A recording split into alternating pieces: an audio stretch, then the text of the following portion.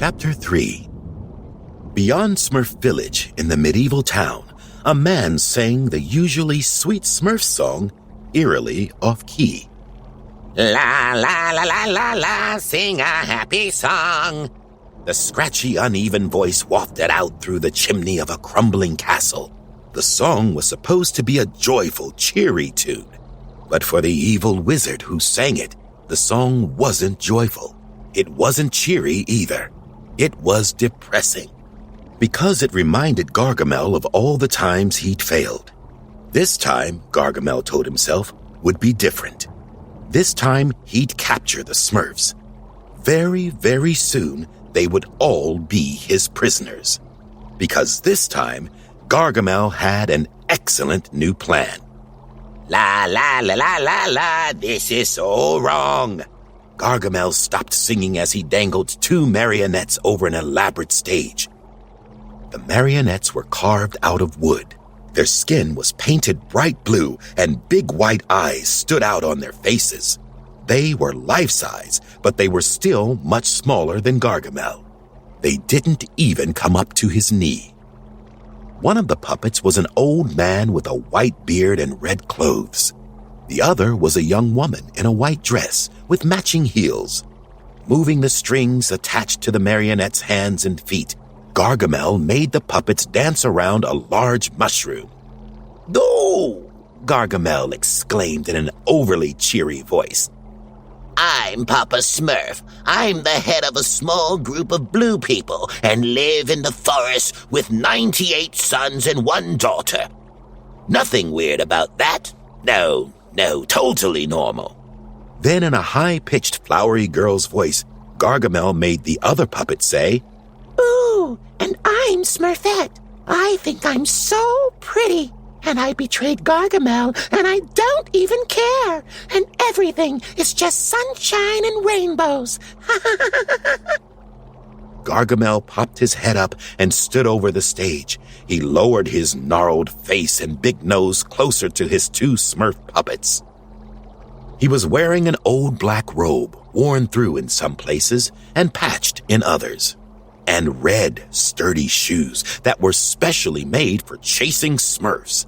His crooked teeth showed through an evil grin, and the little hair he had stood up on end.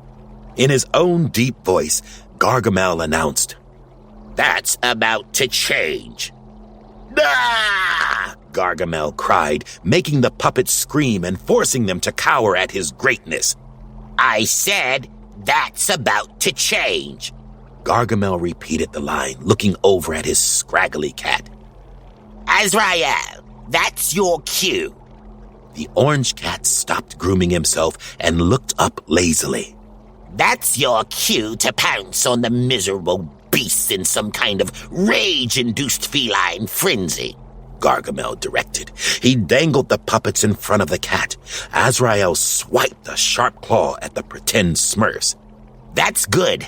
Yeah, more rage. But hey, don't go crazy. These are the only puppets I have." "Meow," the cat replied, looking up at the sorcerer, whose eyes twinkled with delight. Azrael knew what that look meant. And Gargamel knew what Azrael's meow meant, too.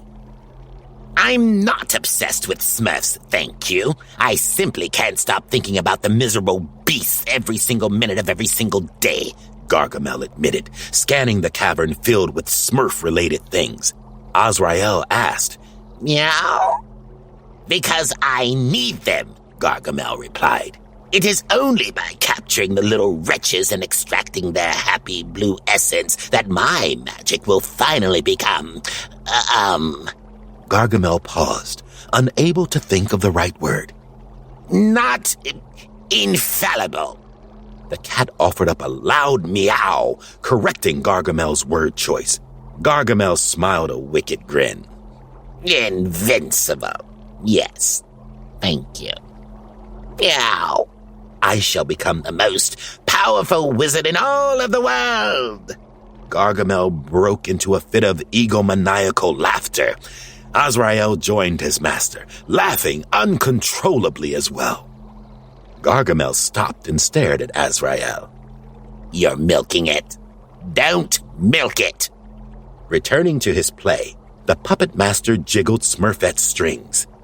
Oh, great one, he asked in Smurfette's voice. Yes, lying, deceptive, horrible little Smurfette, Gargamel responded. Assuming her high-pitched voice, Gargamel answered himself. After all these years of Smurfless searching, how did you manage to find us? Oh, I'm very glad you asked, my dear, for you see, I have a magic map. He turned and pointed to a poster tacked to the wall. Nearly every area around the castle and throughout the forest was blocked out with big X's, all except one place. Soon you will be mine. I shall now use my formidable powers to magically transport us here. Gargamel crossed the room and pointed to the blank spot on the map. Where the Smurf fruit grows. Meow, agreed the cat. Anxious to go there immediately, Gargamel raised his sorcerer's wand. Come, my little fish-breathed friend. He motioned for Azrael to move closer. With a swipe of his wand toward the spot on the map, Gargamel chanted the magic word, Alakazam! When the dust settled and the explosion cleared, Gargamel and Azrael found themselves stuck in a hole in the wall, embedded into the map, a far cry from the forest where they were supposed to land. Ugh, great, Gargamel sighed. What good is being a sorcerer if you can't cast spells the right way? Meow, complained Azrael.